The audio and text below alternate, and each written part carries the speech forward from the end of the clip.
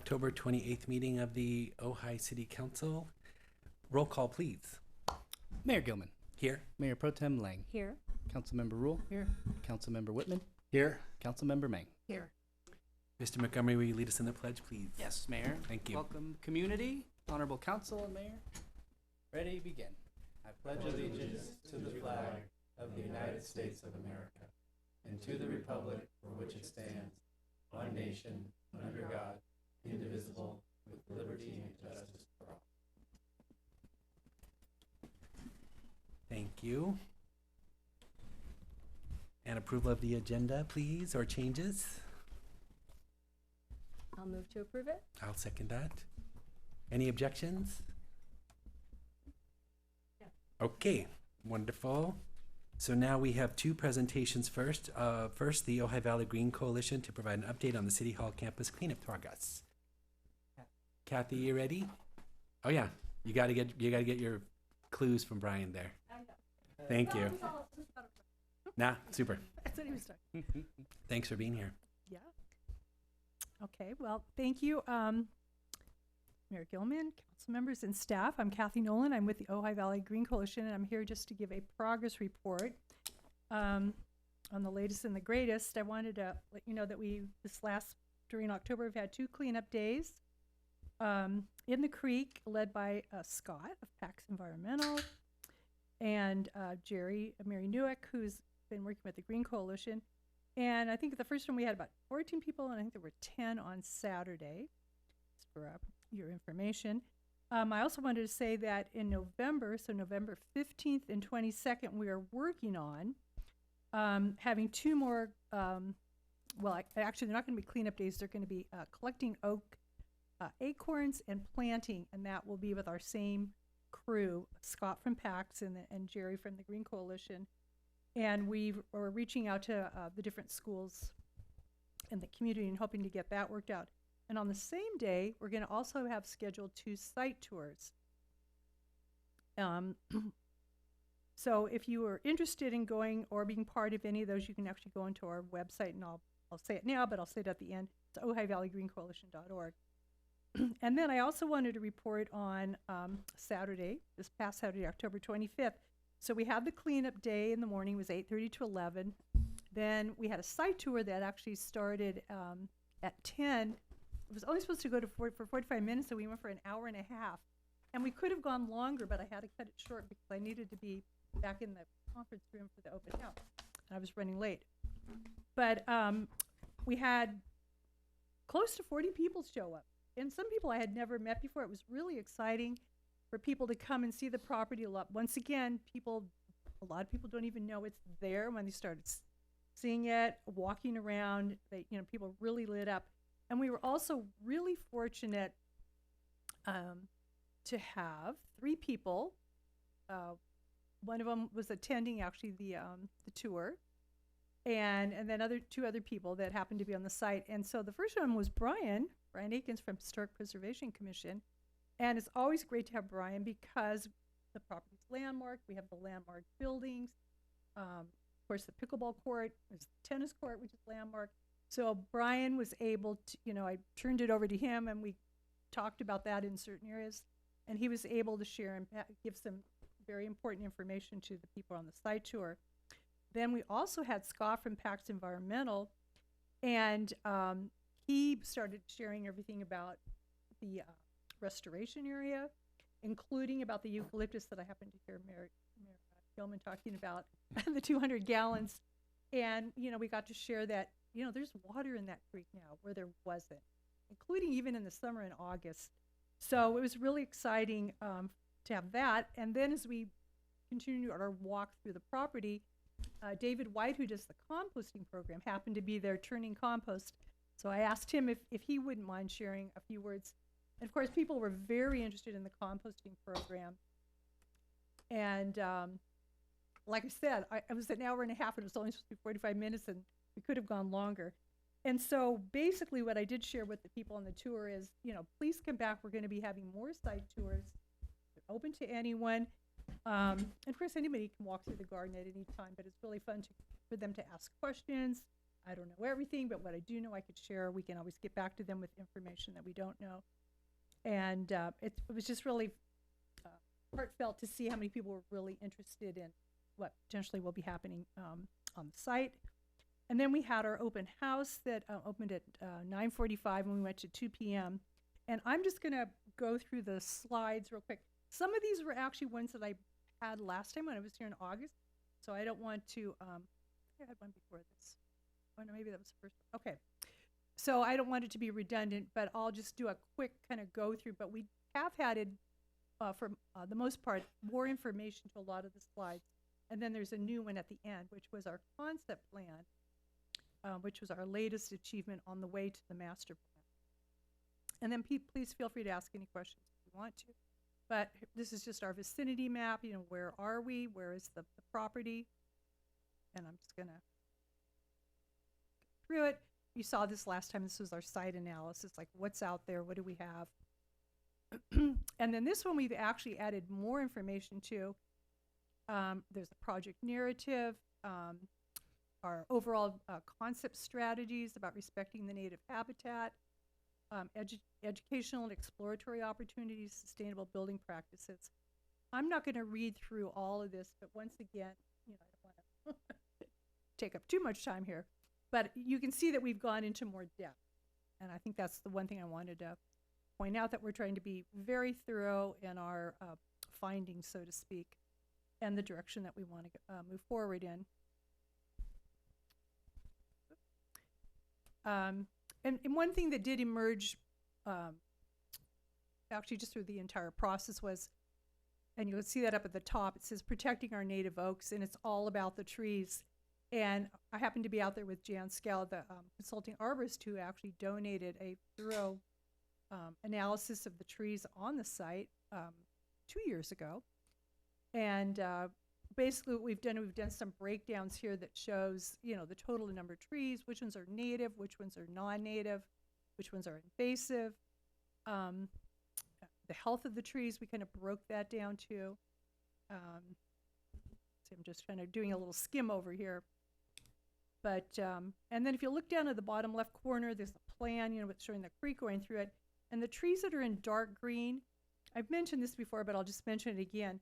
We took Jan Scow's initial assessment of the trees, and then, and the trees that he had marked that were either a disease or hazardous or even invasive, we marked those in green in the areas that we feel are a high use zone area. So it potentially could be a phase 1 removal for fire protection, for reducing the amount of trees that are actually, you know, reseeding. Could potentially be a problem back in the restoration area, which we spent a lot of time and money on. So a reason to possibly take those out. And then and I did mention this last time when I was here, what we'd like to do to the best that we can, instead of saying, oh, that's, you know, it's a dead tree or a branch, that's a waste material, turn it into a resource where we can use it for what I would call kind of primitive or natural site furnishings, like a bench or some rounds. And you can see the photos up there. There's a bunch of, you know, a group of children sitting on tree rounds or climbing on logs and what have you. And then, of course, the mulch can go back and be used on the trails, and a couple other things we have in mind too. So I'm hoping to continue that conversation and work with the city on doing that. Those are our potential use areas we had defined before. This slide was shown in August. And then last August, we also had 2 schematics. We had option A and option B. And truthfully, the real difference between the two is it's just really the location of what we were calling a garden house, which happens to be an orange rectangle. Unfortunately, I don't have a pointer, but it's kind of down in the bottom right quadrant. And that potentially would be a building, an actual building for use. But essentially everything else was pretty much laid out the same because we're working with a lot of the existing conditions. So we're not proposing, you know, to bulldoze the whole place. It's to work with what's there and to enhance it and add a few things. But I just wanted to state that. We did have a survey. We had an online survey, and we had about 40 people that responded. And this option A actually had the most votes. And probably the two biggest reasons that were indicated were it's a little bit further from the pickleball courts for, as far as like sound during the day or whenever the operating hours are for the pickleball. So there wouldn't be a conflict. And it actually has fabulous view looking kind of back into the canyon. So those are kind of the two primary takeaways. And there's B right there. The orange looks kind of like a brown, actually, rectangle. But it's, once again, I don't have a pointer, but it's a rectangle located on the right side, middle of the plan. So it was a little closer to the pickleball courts and didn't have the view. So option A was the choice. This is a new slide just showing some of the possibilities. We kind of looked at programming areas. There's a children's core associated in the vicinity of the carriage house, and there's actually more than that, but that'd be the predominant area. The riparian core, which is already established with the restoration project, kind of a social core, and this has to do with, we've got the pickleball court on the right, we have the children's garden, and a little bit more of a formal garden with a pond that was part of the original estate. And then the demonstration core is actually pretty much where the demonstration garden is right now. And you can see some of the pictures of some things we're envisioning. Here's our design strategy and the pedestrian and vehicular circulation. So our goal is to the best that we can, is to have an ADA accessible primary path. That would be that orange line with an arrow at each end that would actually allow someone, in a wheelchair to go through the site. We've done some preliminary calcs with the grades, and we think it's going to work. There's a couple areas we might have to do a little bit of a switchback, but predominantly it looks pretty good. And then there's secondary trails or paths that are already on site that we've identified need some modifications to make them safer, which we're proposing that as well. And then the other big thing that we're looking at is on the bottom right quadrant. It says proposed street parking, and there's looks like 2 asterisks. If we're having an entrance there and the ADA accessible, we're looking at possibly adding some parking that would be ADA accessible parking. Otherwise, the parking is both city lots. At some point in time, the tent town area, several years down the road, and then of course on the street. Our stormwater catchment, I believe we showed this last time. So the only thing we're proposing to do potentially with City Hall, Little House, or the Oak Tree House, or any of the buildings other than the carriage house, of course we wouldn't be touching any of them, but there's already downspouts, and there's an opportunity to capture that water instead of letting it run down. If you've ever been here in the winter, there's some kind of eroded, boggy, soggy areas, but to actually channel it into a rain garden, it would just slow it, spread it, and sink it. Essentially would go back down to the creek through the groundwater. But it's a really good learning opportunity, an educational opportunity, and just to keep the site a little bit less muddy in the winter. There's a sample of some rain garden plants and what have you. And then this is our, and we're calling it the Eco Center right now, but we know the City Council ultimately will name the park. But it's kind of moving in that direction. So with all that information we gathered, with surveys, we have the schematics. This is the next level, and this is our concept plan. I don't know that I'm going to go through each and every item, because I think that might be a little laborious. And I guess you can let me know. I don't know if you can read it from where you're sitting. It looks a little too complicated, and you can see it. But basically, if I started over on Ventura Street, where the compost area presently is located, which was number, it should be 14. Let me double check. That's the hedge screening. Compost 15. Okay. We have a primary entrance coming from the street, and we're showing that ADA parking on the street.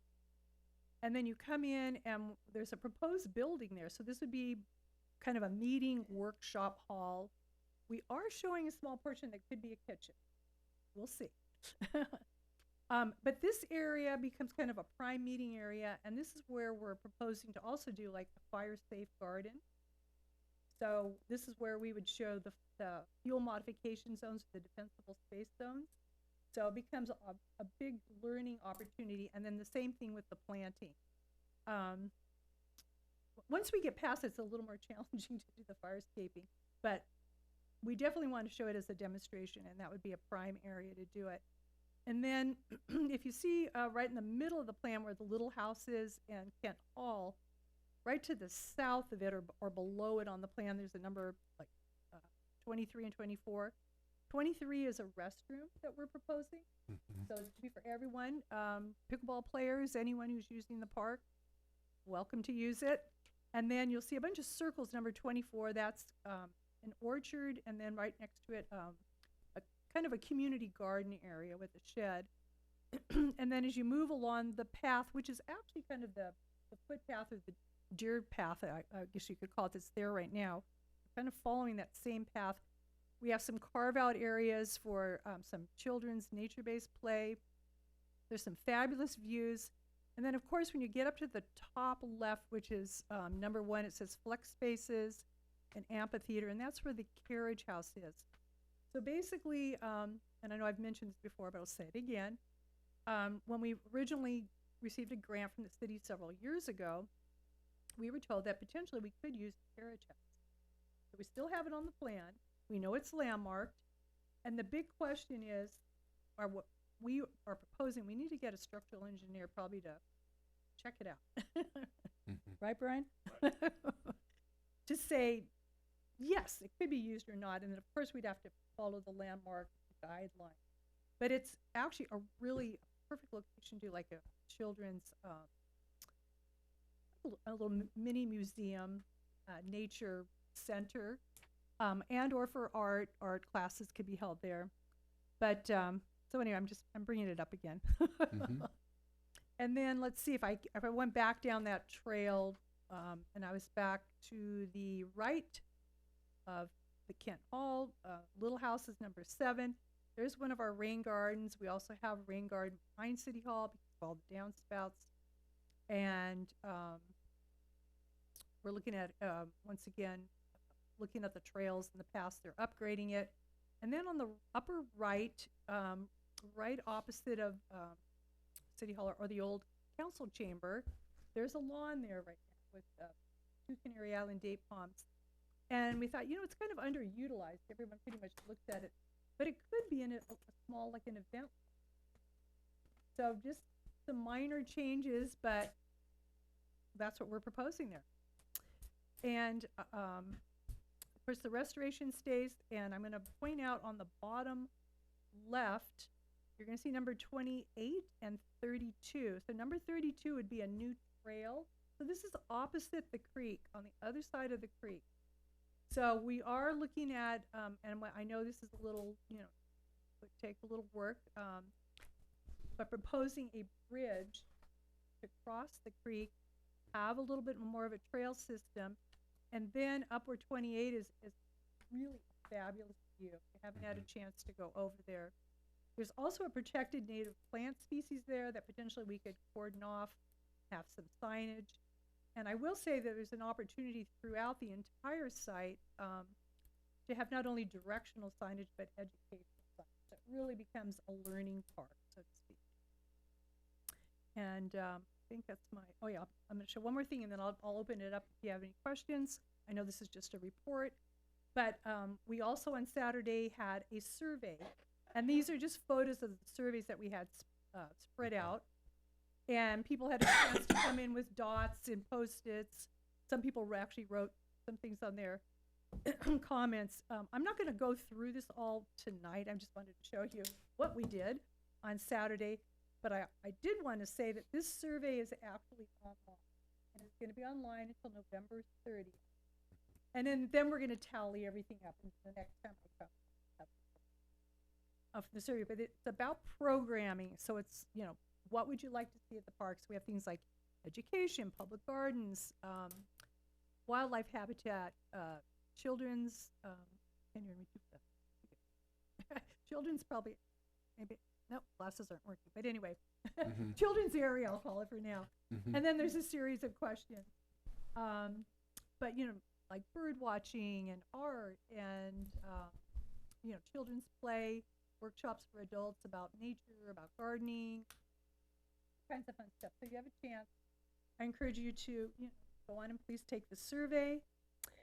And then I'll just once again say, if you'd like to do that, go to OjaiValleyGreenCoalition.org. If you have any questions, I'm happy to answer it. Otherwise, I think that was my last page. Oh, somehow this got at the end, but this was our historical background that I showed before. But there's a lot of good information there. Mhm. Yeah, there we go. Okay. Thank you so much. Yeah. Thank you, very nice. I just wanted to say it's astounding. I know, it's incredible. It's incredible. I mean, Yeah. I'm just thinking you, the Green Coalition, Mhm. Jan, all of this work done as volunteers under the Green You Coalition. have a contract for this. Yes, Mhm. yes. But I know it's. But there's a lot of volunteer hours too. Yes, yes, yes. And with great appreciation. This is fabulous, the amount of work that you've put into it and the thought. Mhm. It's just great. Good. Yeah. Well, thank you. So hopefully, you know, this was a taste of what happened on Saturday, and you got to see it. And Mayor Gilman showed up and actually got to see it, and we were pretty pleased. And a lot of people showed up, so Mhm. we got some really good response.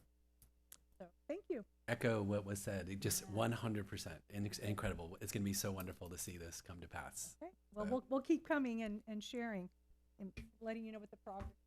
Thank you. Thank you. Wonderful. Thanks. All right, that was like the best part of the night. So now, an introduction of our new finance director, please.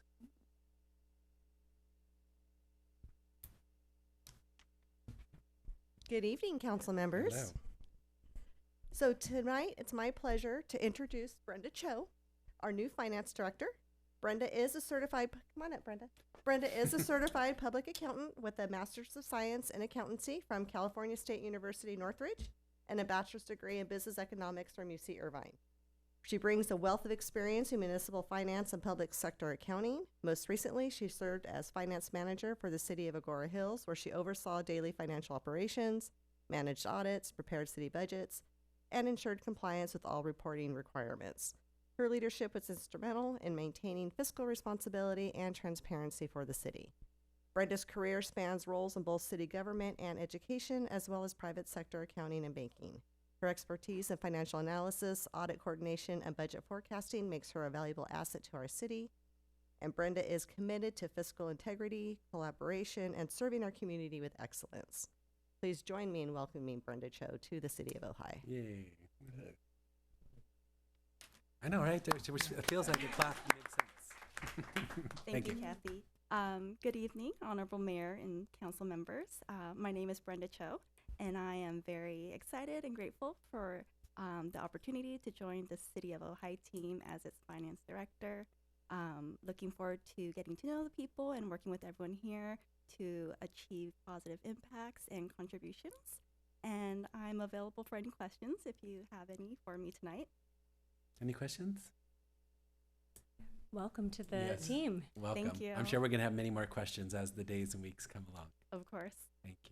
Thank you. Thanks very much for being here. Wonderful. Oh, great. What a great start of the meeting. All right. Any commission reports? No, Mayor. Okay. City managers report. Mr. Seibert. I'm just reporting that I'm stepping in here tonight for Ben. Big shoes to fill. For those who don't know, I'm the community development director for the city, but I am acting in the role of city manager tonight. So, Thank you. Appreciate that. I'll move on to public communications. I have two cards at the moment. Brian Akins and Larry Steingold, please.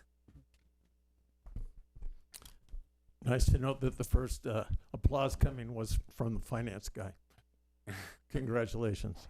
Brian Akins on the HPC. I first heard about the Green Coalition and started going to their meetings because I try to go to everything that's historic.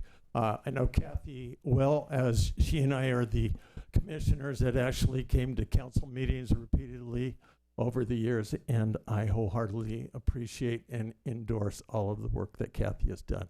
I did go to the meetings just so I could put that red circle on their big, beautiful map on the three parts that are called out in the landmarking. The whisper there was the fact that I had an update from Public Works Director Lindy Palmer. I had gone on the tour Saturday. I've been watching this in the past, and I called Lindy for a couple things. One was to compliment her and her people, Ruben and the crew, for the cleanup that they've done in the back. It's beautiful. As I told her, it's fun to walk through and to be able to see the expanse of it rather than weeds everywhere, like it was for so many years and like it was when I talked to you before. I also wanted to comment on the Arundo that's right outside the conference room. I just walked by it today. One match in this building is gone. And she said, yes, Ribbon will be looking at that. And what I was telling Kathy was that Lindy also told me that the Ojai Valley Land Conservancy either has or is close to getting a grant from Fish and Game to eradicate Arundo in the whole valley. So that was good news. I just wanted to pass that on to Kathy. The other reason I was on the tour was, of course, to point out the miniature golf course that's just over here, just for fun.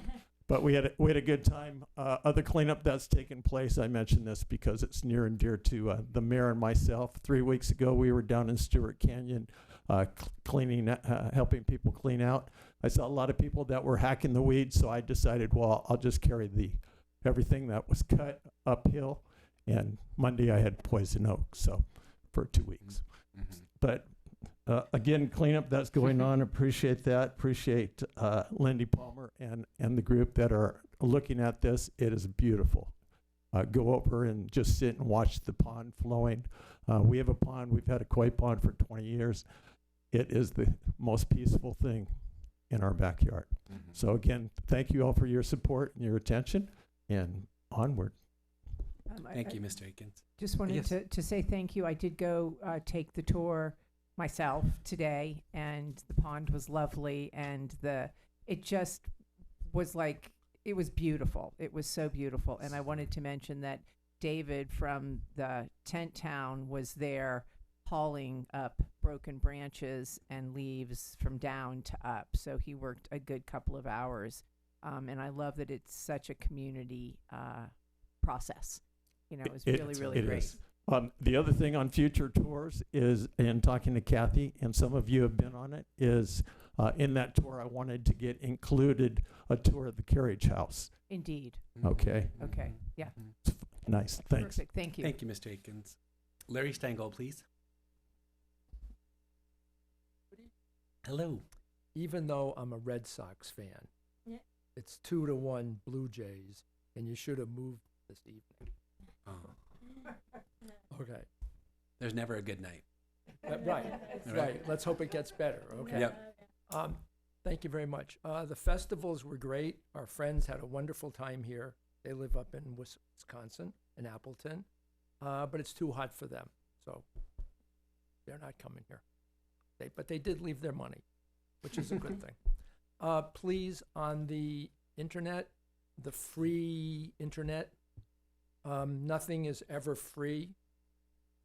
So there's got to be some cost and payback for that, whether it comes out of the city proper or it comes out of the customers.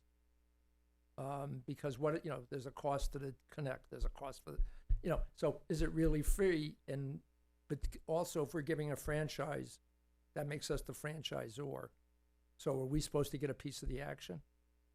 Just a question.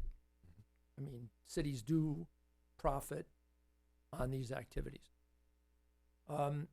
Recording closed meetings. Why can't it be on the agenda to have a discussion? Because everybody's talked about it for years. I've been here 8 years now. And it's like, oh, this is a problem. That's a problem. We can do this. We can't do it. It's a reason. Shouldn't do it. Why? Put it on the table. Have a discussion, and move on.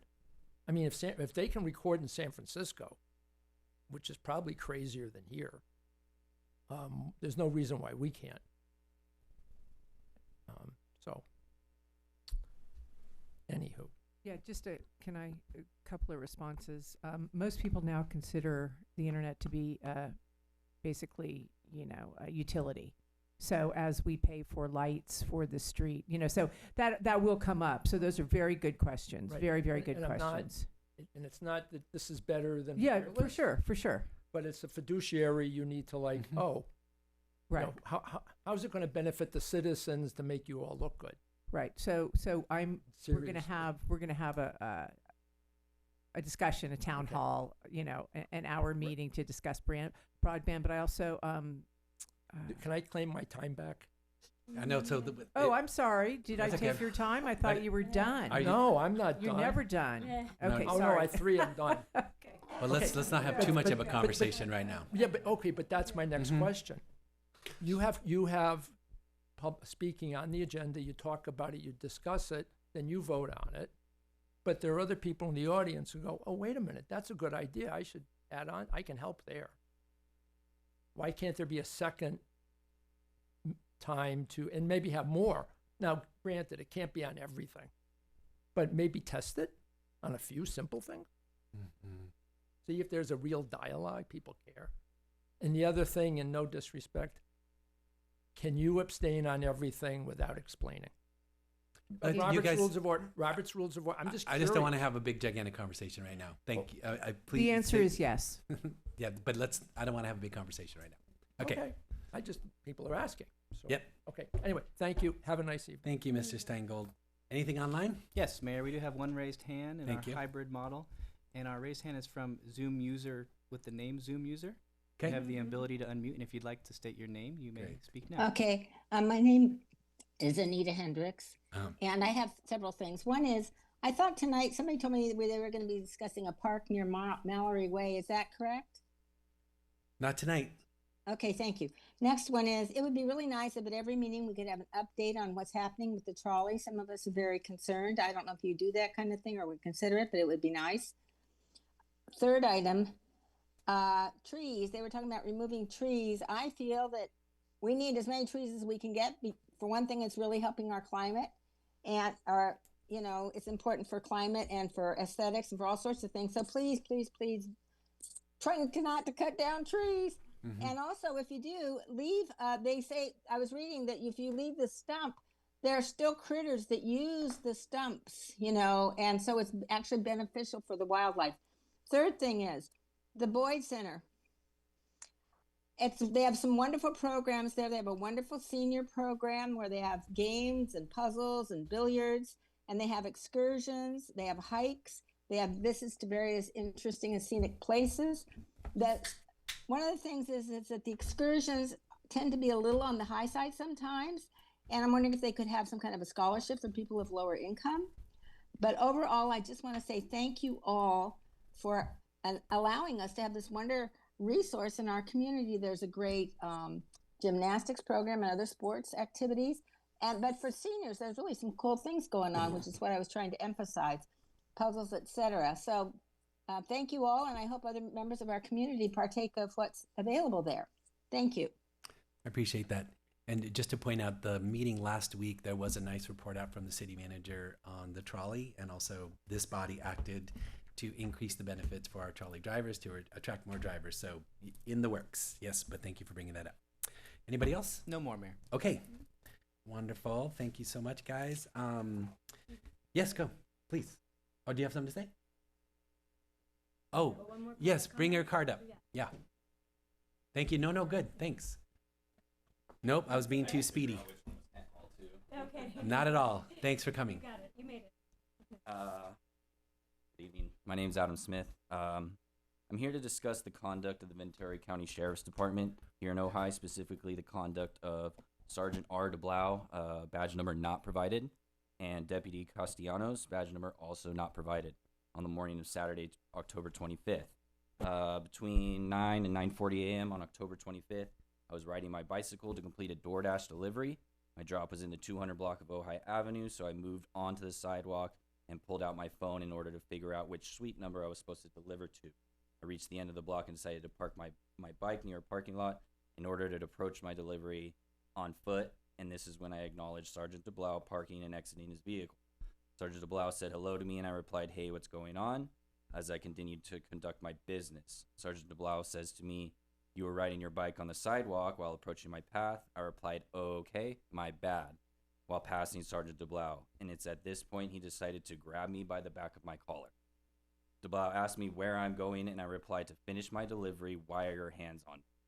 It is at this point Sergeant DeBlau released my neck and replied, "Because you're being disrespectful and we've had complaints about bikes on sidewalks."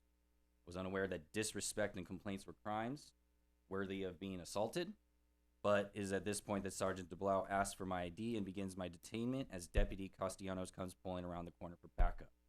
I moved back over to my bicycle and called my DoorDash customer to explain the situation. They came out to get their food, and Deputy Castellanos snatched it from me in order to hand it to my customer. It is this point that I started to film my interaction with these two officers. I don't think I have time to show the video, but I'll just explain. In the video, I asked for the officers' badge numbers and informed them that I am filming for my safety. Both officers tell me that they aren't going to provide those and even tell me it doesn't matter. DeBlau asked me to stop filming, so I put my phone down, but it's still recording. It is at this point that Deputy Castellano chooses to further mock me about my request for their identification. I ask the officers if I'm being detained, and when they reply yes, I tell them I would like to speak to a lawyer. Sergeant DeBlau tells me to go ahead, so I reach for my phone to contact Consul. This is when both officers tell me to put down my phone, that I cannot contact Consul, and this is where the video stops. After this, the officers threaten to take me into jail or write me a ticket. They can't decide which. I keep requesting that they figure it out so that I can contact Consul and go on with my day. Deputy Castellanos tries to provoke me further by asking if I do drugs and then saying I reek of weed. After this, he throws my ID on the ground, and both officers tell me I'm free. So, this is what brings me here today. I would like to ask this Consul if they think this behavior is acceptable. I am not arguing that I broke a municipal code. This I understand. I'm an adult. I could stay off of the sidewalk. Okay? But my question is, was any of this necessary? What do these officers do when they see children riding their bikes on the sidewalk? You know, grab them by the neck. I have to ask you to stop, but we will follow up, and I would love to get your contact info if I can. If you would leave that with Mr. Montgomery, thank you. Thank you, and please leave that as well. Thank you, sir. Sorry that happened. Is there anybody else in the audience that I missed? Okay. Thank you, Mr. Montgomery, for getting that information. Okay, so moving on, we'll go on to the consent calendar. Does anybody want to pull anything from consent? And I'm checking in with staff here. It's so small because we've been meeting so frequently. Am I correct in that? Correct. Okay. Because we did 14 last. Yeah. I know. I just want to make sure that's the reason. There was a logjam, I think, a week ago, right? Yes, okay, Yep. great. If there is a motion to approve the consent items? Mayor, was there any public comment on that? Sorry, any public comment on consent? Thank you. And no raised hands on Zoom. I should Mayor. have checked, thank you. Okay, All right, I'll move to approve. I'll second. Shall we? Roll call, Mayor. Thanks. Councilmember Rule. Abstain. Mayor Pro Tem Lang. Yes. Mayor Gilman. Yes, Councilmember Mang. Yes. Councilmember Whitman. Yes. Motion passes. thank you. Okay, moving on. Discussion item number 5, Help of Ojai Rental Assistance Program. Thank you, Mr. Steibert. Thank you. I'll give a brief report here. This was a concept review, I think, in the beginning of November. I'm sorry, of September. So this has this went forward as a concept review. What we're looking for is to move forward with an agreement to support the homeless prevention rental assistance program. This agreement, and I believe Jane Walters is in the audience tonight as well. I see her. And what this basically would do is it would allow for and authorize the city manager to enter into an agreement on behalf of the city with help of Ojai to fund the homeless prevention and rapid rehousing rental assistance program for a 1-year term to the tune of $100,000. So the other piece that wasn't identified within the recommendation, but is identified within the staff report, is the next steps, which is help of Ojai, which we've already talked about in the concept review. of doing a monthly reporting out to the city. And we'd Mhm. have that and provide it as well and have it as part of record. Thank you. Ms. Walters, do you feel capable to come and speak? Thank you.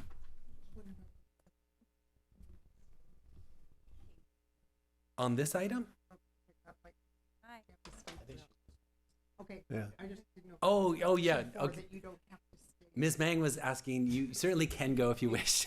Sorry, I misunderstood you. She's interested. Okay. Oh, that's great. She's, Very nice. she's, I just wanted you to know that it was enough. If I might ask, so you read this, I presume, well, and is it meeting the needs as you see it? Yeah. Okay.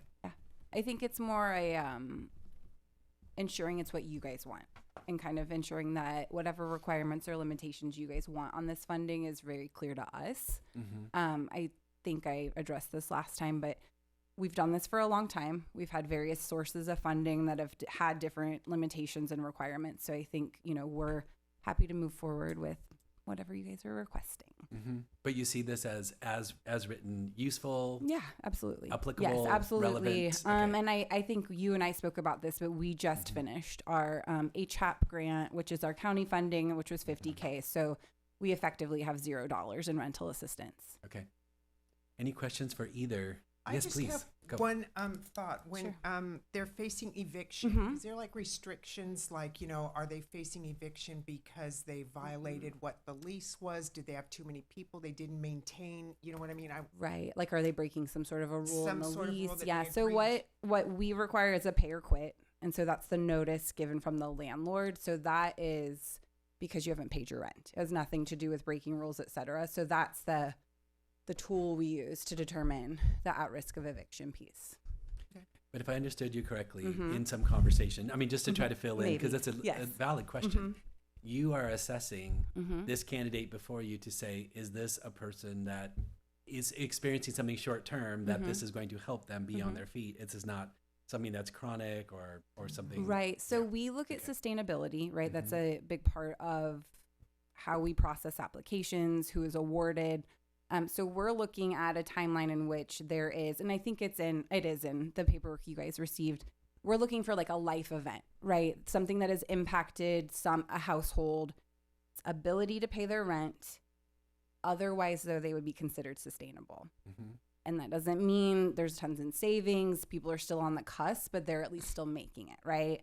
If you are on the cusp and you have one bill, right, that's unexpected, that can impact what happens in terms of when you pay your rent or how you can pay your rent. We're highly concerned right now with SNAP benefits being frozen and families not having access to CalFresh and how that will impact them in terms of paying rent. We expect to see an increase. So it's kind of a uncharted time with that. But our intent is to engage and support via an intervention and support that household ongoing through case management. So yes, it's not a chronic, ongoing, we look at whether it's chronic in terms of the need, but it's not an ongoing assistance. I would hope as well that in your reporting that you offer to us, that you would also give us a snapshot of the environment as you see it. So if you see SNAP benefits, being taken away and what this is doing, we want to know about that. Yeah, we the reporting we do for the county is pretty data driven, like it's numbers really in percentages, but if you guys are wanting more anecdotal info, we can absolutely add that. Both. Yeah, happy to share that. More questions for staff? Yes, please. Yes. Oh yeah. I just wanted to get a sense of what the turnaround time is when someone comes in and knocks on your door and says, I'm in trouble. Yeah. And you say, well, we need this and this and this, and then we need this and this and this, and then we need to do this and this and this. It's a I'm barrier. just curious, like what generally that turnaround time is, and how do you deal with the fact that sometimes these are urgent? Yeah, absolutely. They're almost often always urgent. A 3-day pay or quit, right? So for us, and I think what's really beneficial for us to have this funding, if we were to refer you out maybe to the county to help with rental assistance, you're going to get in queue. That'll be long, and you likely won't be served that quickly. You would still be served, but it might take longer. And so that's what's really nice when we have access to the funding and we can issue it.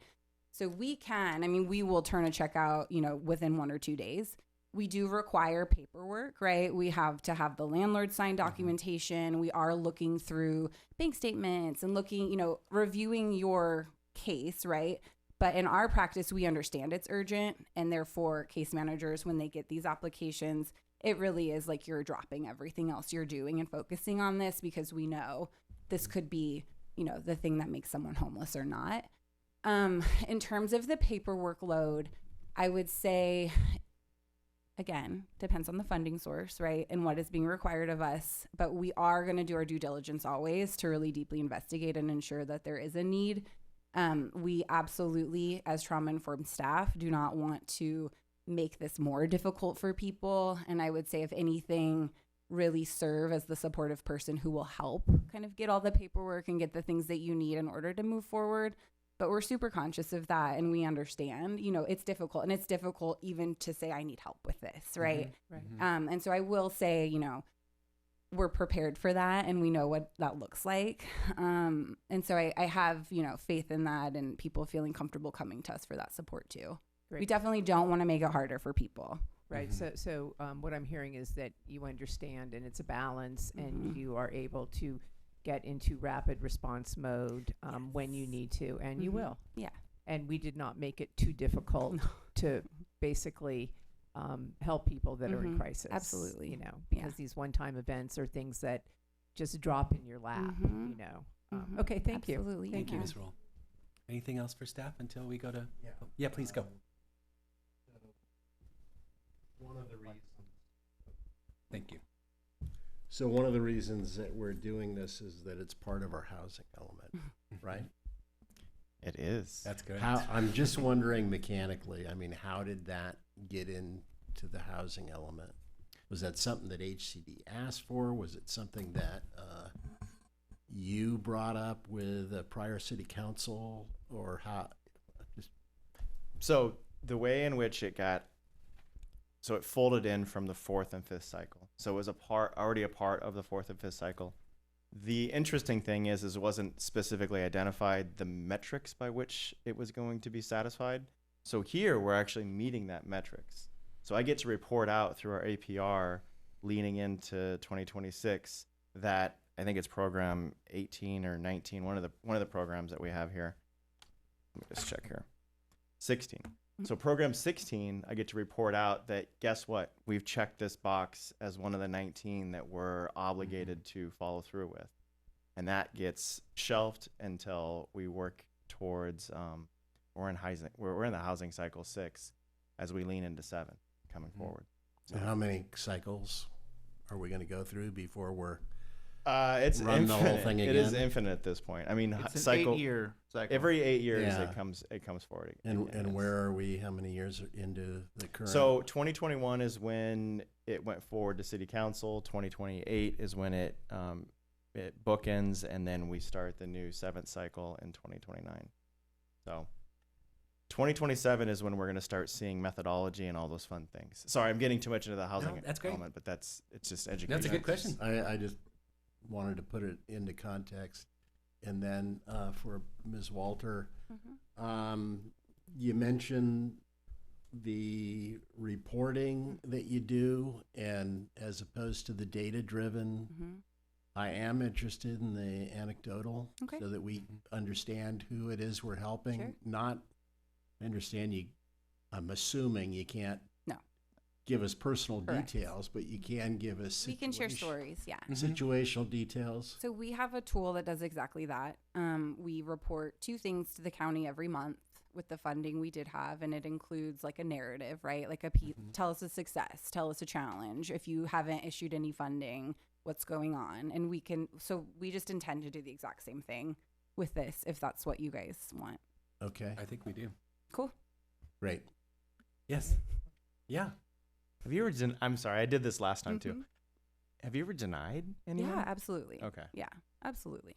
Yeah, I mean, it's difficult. And denial bases would be such as they were evicted due to their own fault. No, they're not sustainable. Not if sustainable. we were to issue funding for Okay. you That's wouldn't a be able to common one? pay your. I mean, it's not like generally it's a conversation before it turns into an application, if that makes sense. So generally, if someone approaches and this is the situation, we do some sort of other intervention before saying like, come to us, go through this process, right? So it's not, I wouldn't say like super common, but this should be in your report too, is using this funding for rapid rehousing, which is what we're like really thrilled to be able to use this funding for. We haven't had funding for that in a long time. So our folks who are evicted and become homeless, we wouldn't have funding to help them become rehoused with a deposit or first month's rent once they're ready, once they're, but we are constantly scrutinizing, maybe sometimes even more than like we would like to, the sustainability factor. We really want to see people be successful and we want them to become housed and stay housed. That's our priority. So it's not like a stamped deny. It's often a conversation before the applications go through. That's a good question. And just to follow up on that, I assume that, when you're denying, it's because there's limited funds. That too, yeah. And you want to give the best, benefit to the community based if it's on the funds that competitive, you right? have. Absolutely. So right now, right, like if people were to call us and say like, I have an eviction notice, we wouldn't consider that a denial, right? But we would immediately refer. And we would do it similarly if like we've had months, right, where we've had multiple people apply, right? Historically, not the specific grant cycle, where we know like we don't have enough, like we don't have enough funding for that. And that's when we really rely on things like our vulnerability index and really assessing family need. We prioritize households that have children or aging adults. So there's definitely a methodology to it, because we don't want to be in a position where we're having to make sort of like emotional decisions about it either. We need it to be very direct in terms of how we do things. And again, it's clear for us in terms of the priority of the population. Did you have a question? Yes, please. I did. So when someone receives assistance, do you help them over over consecutive months, or Just is it 1 usually month. Just 1 month. Okay. Yeah, it's great. one payment usually. Again, depends on the funding source. If we can do more based on the whatever the restrictions are, we often will try to, but it's pretty uncommon. It's usually just 1 month. Okay, thank you. Yes. Yeah, I just wanted to say that once again, thank you. Oh, I'm very proud Thank that, you, that this council has chosen to do that, and that we have you guys to be able to help us implement that. And I would say that the need is so much greater, and I hope that this council will revisit this and see what other kinds of support we can do, whether it's the SNAP, whether it's immigration catastrophes, but I think it's incumbent upon us all to step up and step out, and we have you guys. Thank you. Which is awesome. Just awesome. So Thank you, Council Member We did Rule. it That's really 100%. nice. Thank you so much. Let's go to public comments. I have Okay. one card. Larry Steingold, please. Thank you, Ms. Walter. Good evening. Hello. This is wonderful. Okay. But if this is part of our housing element, and this is going to be an annual event, then why not just give them a 5-year deal, automatically renewed based on their monthly report, and call it a day? And they don't have to come back for 5 years or something. I mean, because if this should have been in the housing element 3 years ago, 5, whatever it was. So take the opportunity, do it, and that's the end of it. The SNAP thing, if that's part of some element, make it part of the deal and do it anyway now. It just solves the problem. Because they're going to come here and they're going to go, we need $100,000. And you're going to go through the process. And until that gets straightened out, nationally, federally, whatever, statewide, we take care of it. And my question is, the people who can't save the deposit because they're busy spending money on something else, can they give back the deposit, $10 a week, $5 a week, something, repay the money? Because the only reason they can't find a new place is they don't have the deposit, which is 2 to 3 times whatever the legal is. So that would be my question. And I think it's a good thing. Thank you, Mr. Steingold. Anything online? Nothing on Zoom, Mayor. I do have a follow-up question for Sure. Mr. Siebert. Given that the housing element is an 8-year cycle, and given that this is an element, number 16 in our housing element, yet we are only committed for 1 year, and we will forget the 2 previous housing, the elements that, we had this in. But so is it, I mean, we're committing for 1 year, yet this is an 8-year. That's my main point. So the specifications will be identified that it's for the 1 year. I would almost call it a pilot program to a certain degree, and Okay. then revisiting it after a year. So I guess my question more generally would be, when you have those boxes to tick, you can tick them for just 1 year as opposed to having to tick them for the entire span of the housing element. Yeah, That's my real question. Yeah, the nice thing is that we get to piggyback onto that for years to come, identifying, hey, during this 1 year or multiple years, whatever this council ends up choosing to go with, this is the progress that we've done up to this point. Because it doesn't specify that it's to be done every year. It's identifying how we can support. So. And then I had one other question. What is APR? I'm sorry. Sometimes I No, use no, the it's exact okay. I'm just annual progress report. Okay, great. Thank you very much. And Mayor and Council, if I could add, on the term component, at the next year's budget process in May, June, the council could look at the situation between now and then and decide this is working well. This partner is doing well. Let's go ahead and extend it at that point. And then you could extend it through the rest of next fiscal year and thereafter and revisit the budget question as you go. That's my intention. Is there anybody online? No, Mayor. Wonderful. Any more questions or comments? Yeah, I have a couple of comments. I like the fact that we're doing this as a pilot program because although I think that what we're doing is good, we need to do it. It's an immediate need thing. I really think we need to spend some time thinking about, well, how much money as a city council can we budget for affordable housing and homelessness? And then how do we get the most bang for our buck in doing that? So I think this is one piece in a lot of other things that, we need to, so what's the total amount of money from our budget that we can invest? And then what are the highest priority needs that we can fulfill from that budget? And, I think because was it goal number 1 or 2? I can't remember if fire was number 1. But it's something that I expect that we're going to be talking about as a high priority for city council. And, I think hopefully we're going to engage in those conversations. I agree 100%. Anything else? I'm happy to put a motion on the Do it. table Yeah. to authorize the city manager to enter into an agreement with help of Ojai. And will you add the reporting to that piece? Yes, and add the reporting to that piece. Yeah. Second that. Yeah. And thank you to help Ojai for filling this great need in our community. Absolutely. And Jane. Great. Roll call, Mayor. Please. Councilmember Whitman. Yes. Councilmember Rule. Yes. Mayor Gilman. Yes. Councilmember Mang. Yes. Mayor Pro Tem Lang. Yes. Motion passed. Thank you. Thanks for being here. Yes, wonderful. She's ill. Okay, so we'll move on to number 6, the first reading, adoption of the 2025 California Building Codes.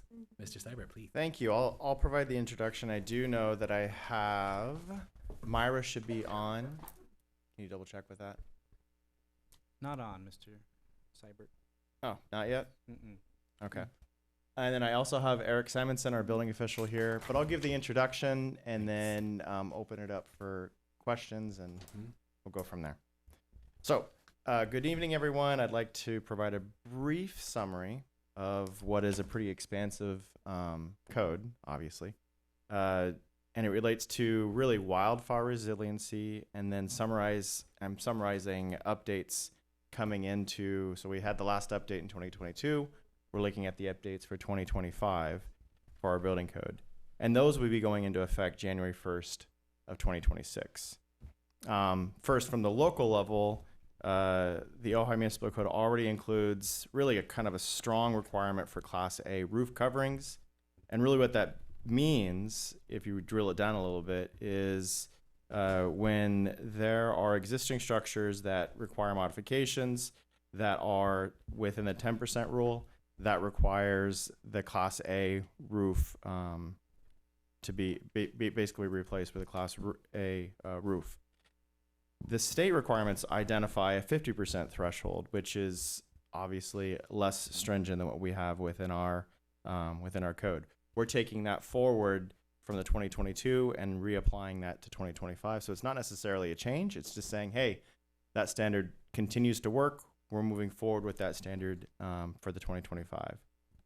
There are areas within our local ordinance which could be strengthened or aligned, and that is really what is being discussed tonight and brought forward tonight, which one in particular, which is the one that everybody's kind of been made aware of, and that is the California Wildland Urban Interface Code, or what's referred to as the WUI code.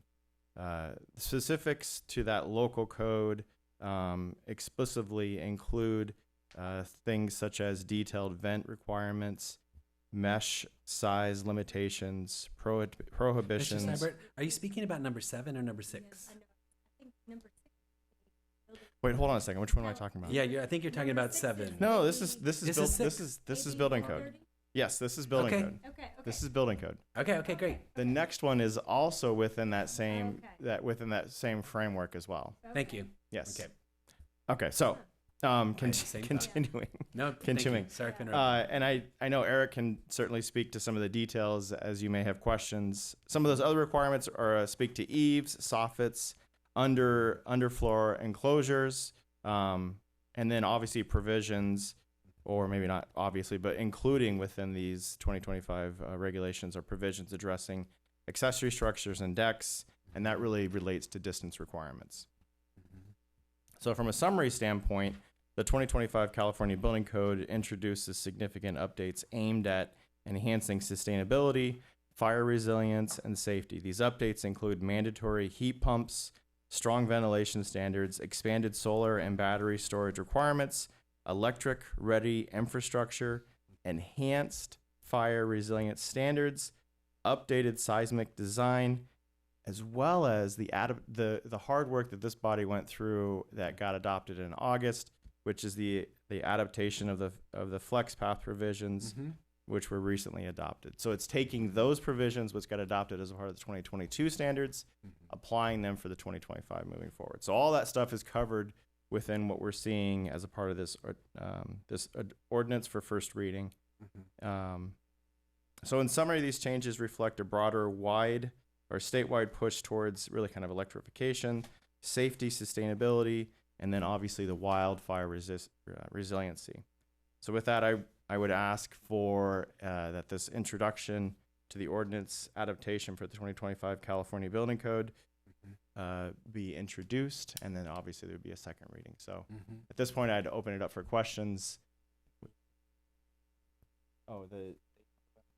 Okay, so there is, what page is that on? I would state that on page 27 of 31, there was a typo, which is the E15, which states incorrectly a section, which is sections 110.3. That should actually be 110.2. Okay. The question I have is that this was a lot to digest, obviously, and I'm sure we all tried. But if there was something that we were questioning about a particular piece about this, it wasn't clear to me what kind of flexibility was there to bring that up or talk about it. So, for instance, what question would you have? I don't have a particular one, but I was actually thinking on the next item. But if I understood correctly, it appeared that these are things that are in place that the building code has brought up for us to receive. So I'm taking it as we're receiving what has been approved essentially by others. Correct. Okay. Correct. That's what I meant by The other flexibility. interesting thing, and I think Eric can probably speak to some of this, it's been in 3-year cycles. This January 1st is moving to a 6-year cycle. So essentially it won't be updated or reviewed or analyzed for updates for essentially 6 years. Well, there's a little bit of lead time like with everything, but it's a 6-year cycle instead of a 3-year cycle now. I don't have any particular problem. I was just trying to understand what our role is here today. Thank What you. I Sam. would add on that sure. is that the city has the power to not adopt the local amendments. Staff recommends maintaining the same local amendments we had the last several cycles. But that's really the power. The default building code is adopted for you whether or not we adopt it. Staff recommends adopting the building code with the local amendments. But the only thing that we have any power over on this is the local amendments. With the other asterisk, the REACH codes that was previously passed, or FlexPath rather, that was passed in September. Right. We got it under the wire on that. But otherwise, everything is fixed for the next 6 years. That's clear. Yeah, Yes. that was my understanding too, and actually one of the questions I had. So am I correct in saying that we can make it stricter, but we can't reduce any of the or any of the codes that are in place from the state? Correct. Yeah. Correct. Okay. And the important piece is if those pieces which have been carried over, for instance, from the 2022, if you want those to remain, it's important that we take action. Right, which this building code that you included has. So, Correct. So those That's are all correct. in there, and we're adding the new language. Right. Correct. Okay, great, thanks. I just had to make sure. No, this is good. Between this and the fire. I do have a question, and I think maybe it goes to the mayor's question. We got the California Fire Code and the wildland urban interface coming up next on the agenda. And, there is a lot of kind of uncertainty, like at the county, about what exactly they want to do in terms of adopting, and they're asking for more flexibility in terms of addressing individuals. So in the context of what we're saying, this is already law, and is what the county is involved in right now. I assume you're familiar with that, but Board of Supervisors are basically just went through the same exercise we are, as far as I can tell. Yeah. So is it about the rulemaking and the manner in which you're enforcing, but the laws are still going to be there because they were adopted by the legislature? What I actually think it is, I think it's a broader just understanding of what applies and how you become compliant. I think that's the thing that I keep hearing over and over again is, well, how does this impact me specifically as an individual, right? The WUI code pieces are new, somewhat confusing to a certain degree, and you need to unpack some of that, right? So and this is really kind of for both of these items. I know there are two individual items that you'd be taking action on tonight, but there is some education that may be necessary to kind of help it's the same thing that we've had conversation on regarding, for instance, FlexPath, which is before this body as well for tonight in terms of carrying over to 2025. If there's questions and it's something new in terms of what we're exploring, there may be a need for something beyond just saying, hey, these are the standards, you've got to live with them. Maybe there's something else out there, either through a landing page or through a workshop to help educate. Because a lot of times when stuff like this drops, then it's picking up the pieces in terms of what standards really have an impact moving forward. So just following up on my question, I don't know how many of our residents have read what's in the fire code and wildland fire, revisions. What's in Zone 0, Zone 1, Zone 3, and how much it's potentially going to impact them given their particular property. I mean, I've already tried to do all the Zone 0 stuff for my own home. But there's going to be people, and I think this is part of what the supervisors had concern over, is that there are going to be people who, when they look at their property, they might be looking at tens of thousands of dollars to come into compliance. And so I'm okay with those standards being in place as long as we have some flexibility to say, okay, this person, because of their special circumstances, we're giving them 5 years instead of 1 year to come, or whatever, whatever that mechanism what's the is to rollout be is what you're talking about, right? Flexible. But Eric, could you come up and speak to some of that? Eric Simonson, building official, City of Thank you. Ojai. That piece is actually the fire department's piece. That's defensible space. That we're talking about not necessarily the building code requirement, but the fire requirement. So those are fire separation distances that the fire code and CAL FIRE is going to come up with. So what we're seeing up in the north part of the state is the open space inspectors for the fire department are now enforcing all of this stuff to come and have neighbors and everybody get all their defensible space in line. So as far as the building code, that is the next step. But right now what we're adopting is the wildland-urban interface, which also protects you both inside and outside. Protects the home from the outside for its rating. It also protects fire spread from the inside to the outside because the house is actually either sprinklered or rated on the inside. So for what you're speaking to, it's not necessarily worth the building code. We're going to have the defensible space for the 5 feet around, but zone 1 is fire. If I might. So that really ties to the okay. next item. If It I could does. jump in here. It does. The question essentially is, the county has asked the state, CAL FIRE, to delay the implementation of Zone 0. CAL FIRE has not yet acted on that. I believe they made that request last week or the day before. Yeah, just a week ago.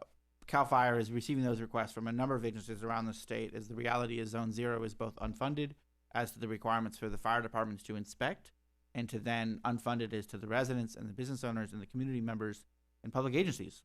This building doesn't meet Zone 0 right now. To comply with Zone 0, that is also unfunded. What is unknown is what CAL FIRE will or will not do in terms of delaying it. The ask on the next item, which the fire chief will speak to in much greater detail than I could, is to adopt a set of requirements that would apply for Zone 0. There's one set of requirements for new buildings and a slightly, still stringent, but slightly smaller requirements for existing buildings. Those would be, the county ask is to adopt those, and then they would apply unless extended by CAL FIRE. But that is the next item. Right. So specifically pages so 86 and 87. if I have concerns about those provisions, not that we aren't going to adopt, something eventually, but there might be some things that we, ask for. What happens? I mean, if I approve, including those portions of the code, being adopted on the ask for agenda item 6, am I kind of like then done on item 7 because I've already adopted it? It almost seems like a chicken and egg situation, but maybe I'm not understanding. The Zone 0 component is separate from item 6. The provisions you're concerned about, I think, are the Zone 0 requirements specifically. Those are in item 7, not item 6. You could safely adopt item 6 as proposed. And more to the point, item 6 will be adopted for the city anyway. Because item 6 is because entirely it's state law and it's going to be applied. So right. Item 7, the council could refuse to adopt or delay pending further study, perhaps. Would be a choice that does create some potential challenges with the fire department. I'd suggest before we make any choices there, we talk, A, take public comment, B, staff report, and C, the fire chief's comments. Yes. Right. Because there's more to say about the Zone 0. I think we were getting confused because when you brought up Zone 0 now, we were thinking that, we thought you were talking about 7. So do you agree? with the idea that by adopting item number 6, that we still have the flexibility to look at item 7 and how those things are going to be implemented. I think I'm only here to speak on item 6, so I don't Right. want to speak on item 7 because Mr. they're Whitman, can two I just mention separate one thing? items. I Item did, 6 is adoption of the building codes, and in the building code is going to be the wildland urban interface. Right. And the wildland urban interface is going to have protections of the building and requirements for the building on top of the building code. Right. Now, Zone 0 is not part of that. Yeah, and you said that's the fire department's role, Which is primarily. CAL FIRE. Yes. Not Cal Fire, Ventura County Fire. Ventura County Fire. Ventura County. But there is going to be more to say because I have a few things to say on the subject. And I do have the county's letter in front of me as well that I was looking at. I guess I'm just No, well, they're very conflated. I'm just a little bit, leery about. It seems almost like a leap of faith. Okay, we adopt these, That's what I'm right with you. I understand. but I don't, I don't have the time to, run through all of this and understand, completely what's going on. So we had Essentially, we put forward the same amendments that that were already existing. The only ones that we took out were the ones that went out of the building code.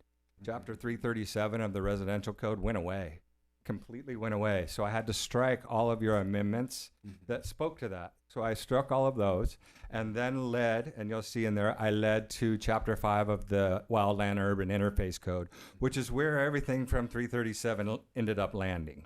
So all of the fire code stuff is now in one location instead of spread out through the code for residential, commercial, and everything. It's now in the Wildland Urban Interface Code. And for everyone's reference, that's on page 14 of 31. Thank you. In the ordinance, and it starts at letter P, and it goes through letter S.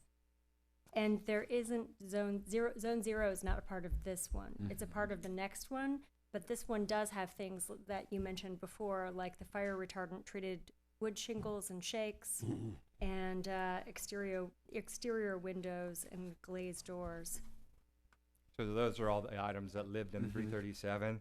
The state moved all of that stuff into the wildland code. So it still exists for you. The only thing I carried over was your 50% roof covering. It is 10% by the state. You're more restrictive, so we just carried that one over.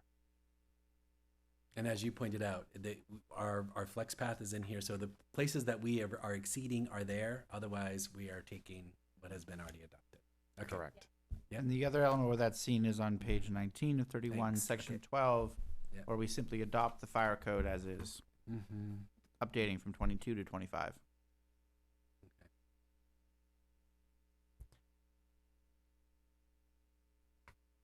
okay. Let me take a public comment here. Okay, I have, thank you, sir. I have Larry Steingold and then Renee Roth. Good evening. And you all wanted to be the Building Appeals Board. That would have been very funny. Anyway, sorry, no disrespect. I came here for asking the same question. If this is the state, why do you have to approve it? I mean, it's by law, right? But then they mentioned the amendment, so now I understand. Does that mean you can take off amendments now before you out of curiosity, I don't know what amendments you would take off, but is that a possibility? If you wanted to change something, would you do that now and then approve the whole thing? Or just slice the amendments off and then look at them, come back, review them, and then vote on them? I'm just out of curiosity, because it's like you have an opportunity to do something that you may or may not want to do, good or bad. I don't know, but it's just, you look at those amendments and say, hey, and to me, how many of them is any of it grandfathered? Are there any new triggers, like upon sale? If you turn the screw here, do you have to rewire this? Is any of that done in the building code? If you can answer. Well, I don't want to engage in a conversation. This is just for you to make a comment. Right, okay. Well, it's just nice to know if what are these changes, not so much for the code itself, but what changes affect my doing something that I thought I could do and couldn't do. Like it's grandfathered or it's not, like fire and wiring. And at some point, is anything else going to be mandated in the code? I don't know if there's any changes there. I didn't know it because haven't much done other than new front door. So thank you. Thank you, Mr. Steingold. Renee Roth, please. Thank you. Good evening, council Hello. members. It is confusing. There's a lot of technical things to go over, and I appreciate your taking this on. My question has to do with page 4 of 31 in the document. And the letter that I sent earlier makes reference to, I'll let you get there, page 4 of 31 down at the bottom. Mm-hmm. It says the city adopted their general plan, and it somehow goes to air quality and energy and consumption and energy efficiency and air quality goals, but it just completely misses the safety element of the general plan. And the safety element of the general plan is really where building and fires go together. And according to state laws now, when you update your housing element, you should also be updating your safety element. So you are way behind on updating the safety element because safety, housing, and fire all go together. So I really hope you will consider adding that as a priority and including an update to your safety element, which is going to add some additional requirements for evacuation planning and emergency setups and access roads for high, areas that are blocked off. So there are some additional requirements that I think I really hope you take this safety element and update it. Also, Mr. Whitman, I know for several meetings, you and I have been wanting to see something about trees and plants and what plants are safe and what plants aren't safe.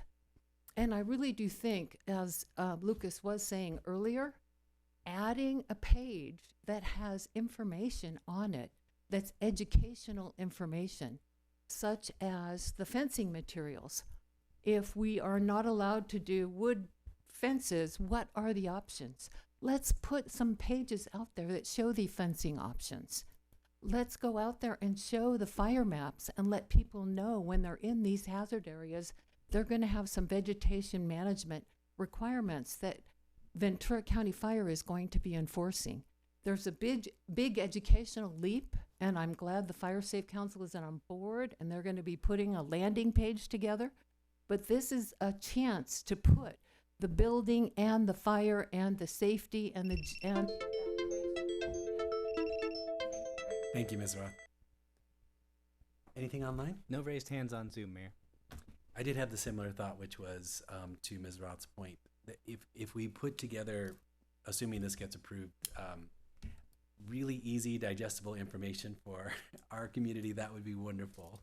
I realize that's a little bit of a hole there, but like an FAQ or an informational 2-pager or something like that. Well, I guess similar, even like in the flex path idea that we've already adopted,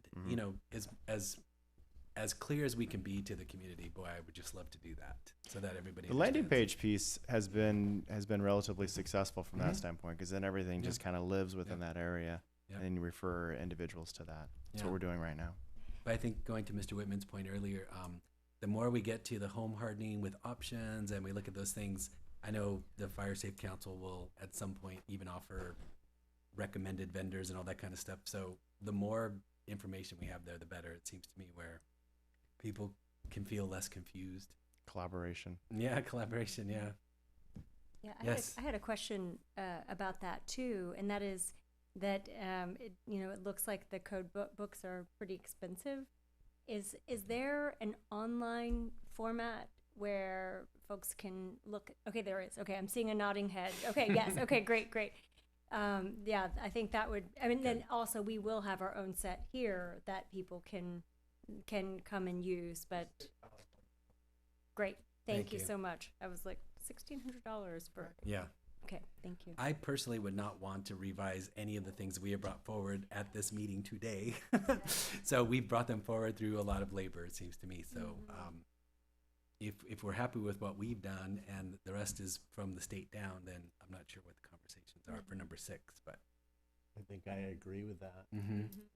But like I said, I'm like only 90% convinced that is what I think that's enough.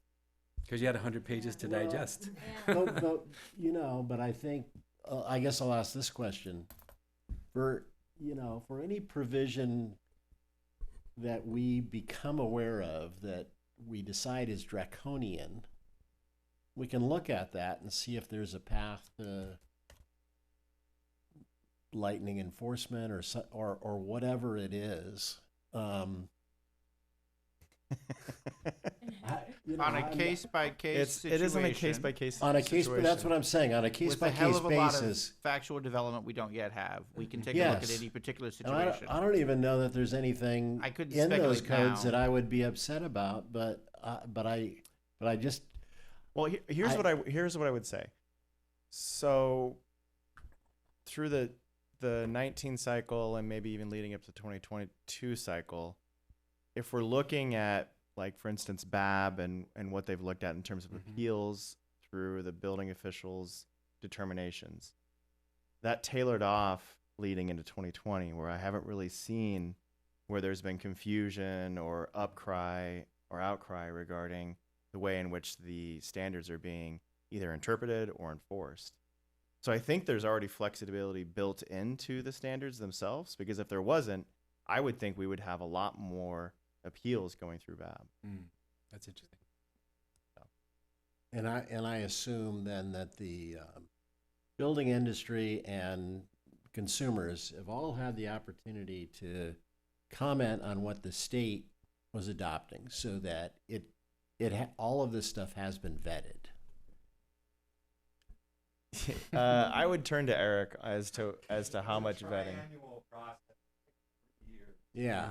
So as soon as we adopt this one, it will start on the next year process. Although now the state. Work together in this state. So we take the international. Yeah, Eric, can you come up here and note that it's not 3 years for the next one; it's 6 now. 6 now, it's 6 right? now versus for the next 3. one. You're not talking 3. about the old. It's 6 years. 6 years from now. Okay. So what we have, the adoption of the code, the state of California decided with many rules, as we've seen in ADUs and other rules throughout the state, they didn't like the way building construction was going as fast as it was going. So the ADUs, we took those, we made those ministerial. We've done a lot of work with those. So they've now said, well, the building code and the adoption of it every 3 years is cumbersome to everybody. And so this argument came, and it went around the state, and they've decided that 6 years. So for 6 years, we're going to stick with the code cycle that we adopt today. Instead of doing every 3 years, we'll have a 6 year, and they're only testing this once. Or this time. We may go to a 6 year cycle, but we may very well go back to a 3 year cycle.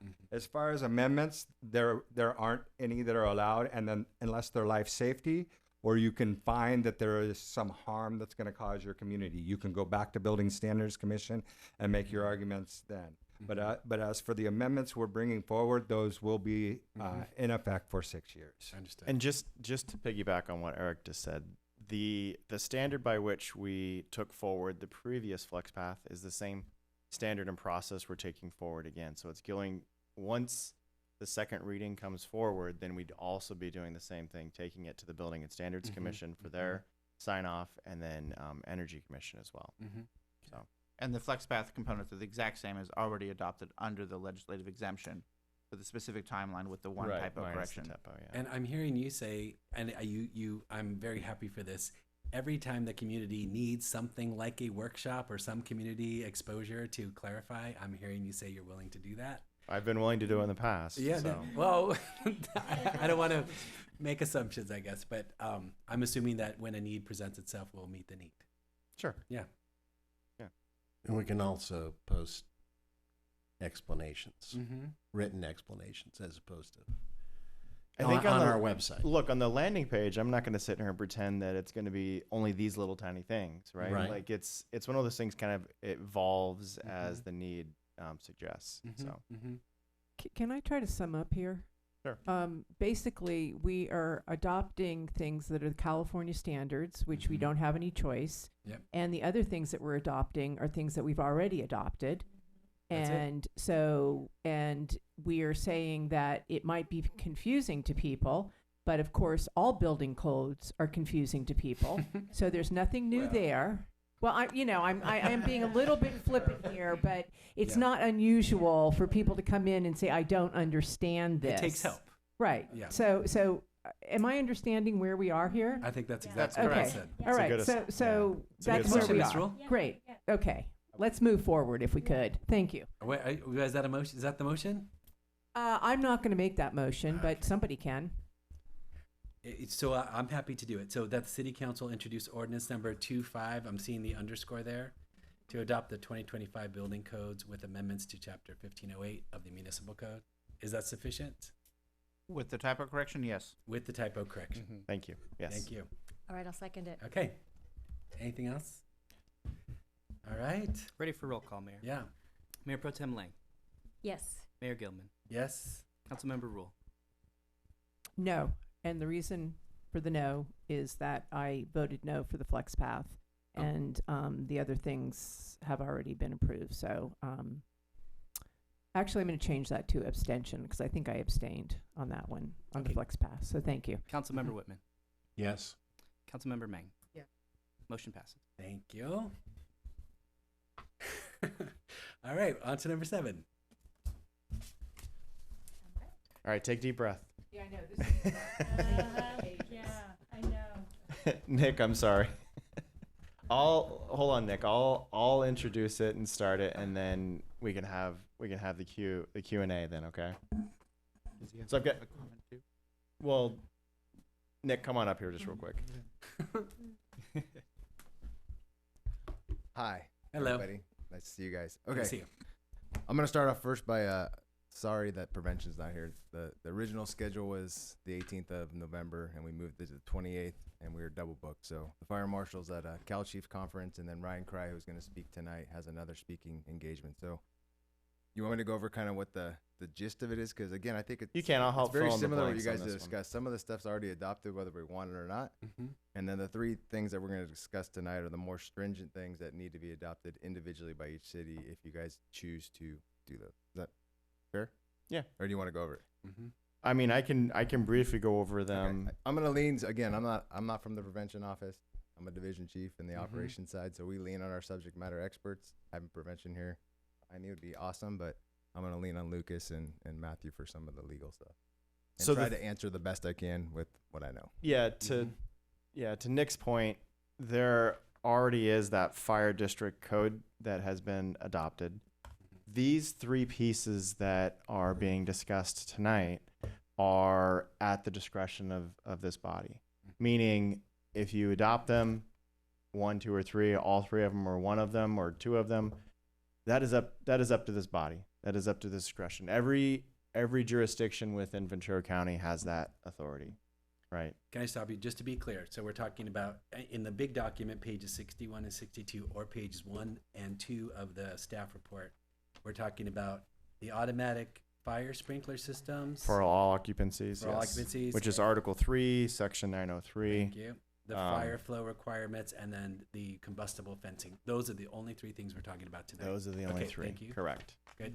Great. Tell me again what the second one is. Go. It's the fire flow requirements, which is Article 3, Appendix B. So you'd be adopting the entire appendix. And yeah, but what is fire flow? So if you look at the fire flow piece, it's actually on page 30, page 104 of your packet. Mm-hmm.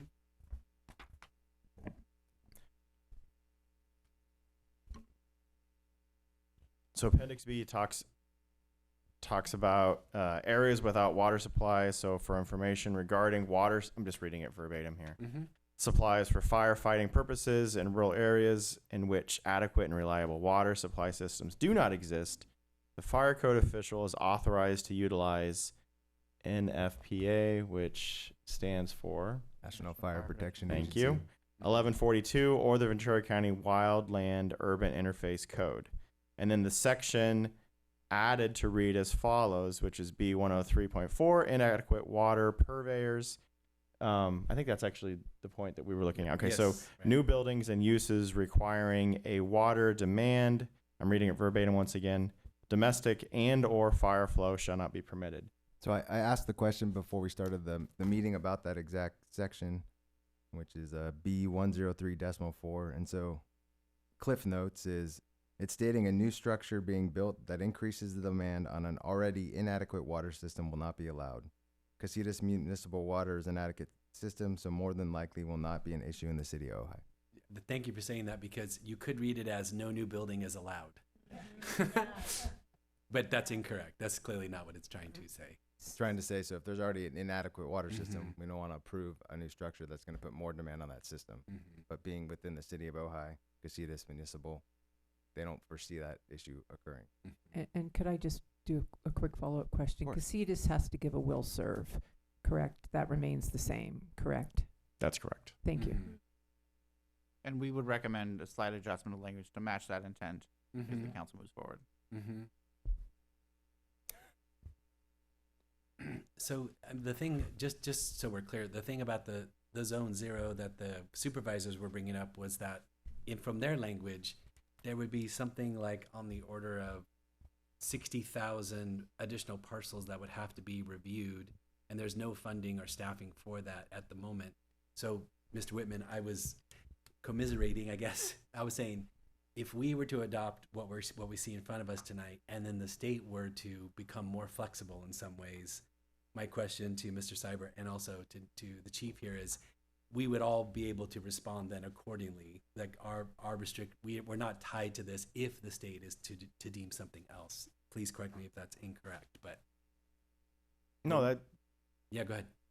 Look, the standards that you're seeing today are the standards that you're seeing today in terms of making the determinations. If they end up moving the goalposts, then that's what we end up seeing moving forward. That's another way of saying what. Thank you. That's better said. Yes, please. I had a question about the automatic sprinkler systems.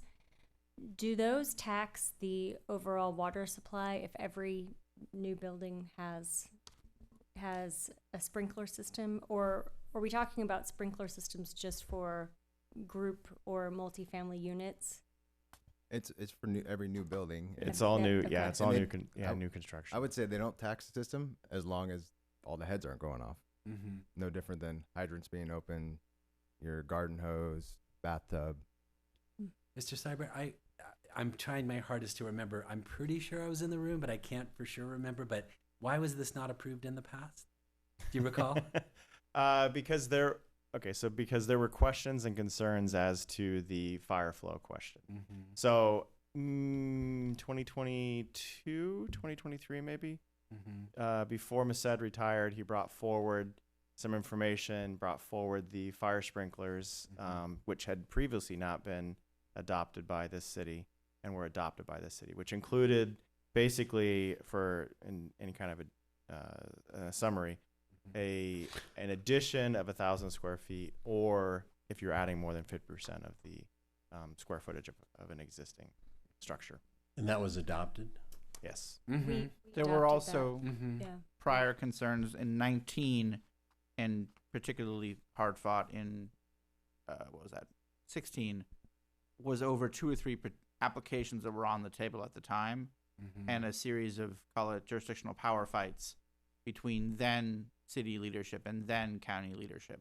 Okay. Over specific projects drove the conflict in those days. That was resolved with political change at the council in 2020. Hence, the 22 adoption proceeded smoothly. Okay. And I have a quick follow-up question, and I'm sure that this has come up and it's been answered. I know, what about ADUs? So they're considered, is it under 500? What about ADUs? Are ADUs exempt I from thought it this? was 300 square feet. Yeah. Anything over 300 square feet has to be sprinkled.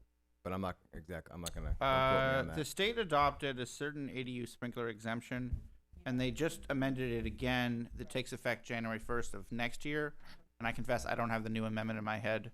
Because but I'll take a quick look and see what I can Okay, confirm. it used to be that if the house wasn't required sprinklers, then the ADU wasn't required sprinklers. But I have this feeling that might have changed, and so I was just checking. I mean, There are it is what it changes is, coming so- down the pipeline starting Right. January 1st. And they just, like I said, they just rewrote the ADU law yet again.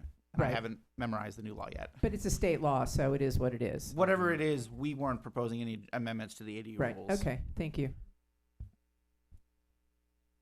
Sprinklers, though, and I will bring this up. I talked about this with Lucas when we were kind of chatting yesterday.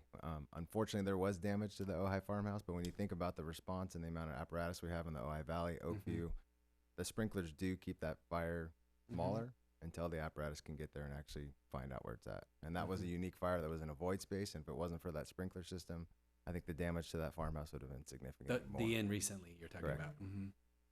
Mr. Clary, is it your recommendation that we accept it as proposed?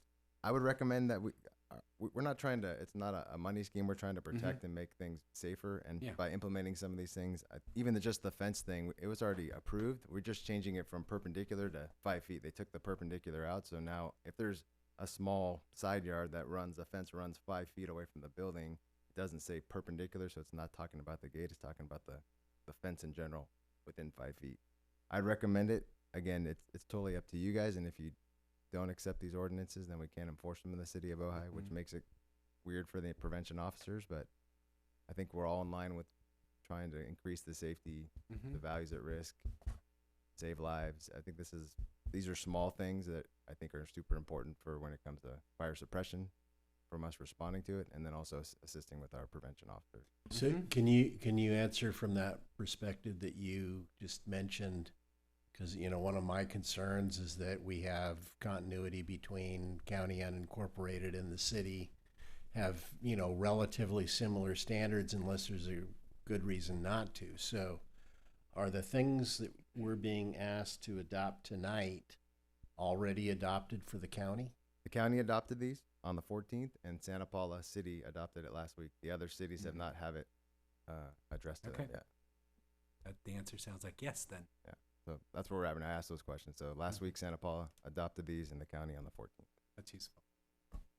So what the county was doing with the Board of Supervisors last week was a completely different issue than that we're being asked to do tonight. These three number 34 ordinances, the ones that I listed, were adopted by the county on the 14th.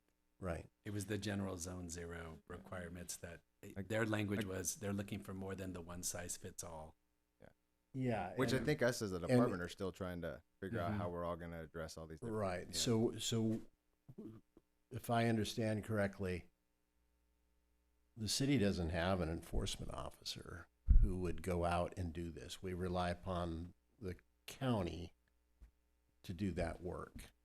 So, those issues that a lot of the Board of Supervisors had a problem with, which was the idea that they didn't have what they thought were, there was concern about the financial resources to enforce 60,000 homes. We don't have that issue. Is that correct? I mean, we do have code compliance. We have 1.5 officers essentially. So, but the problem is, the challenge there is the educational piece. They're not experts from that standpoint by any stretch of the imagination. Right. So we're going to address the zone requirements at some future date. We're not,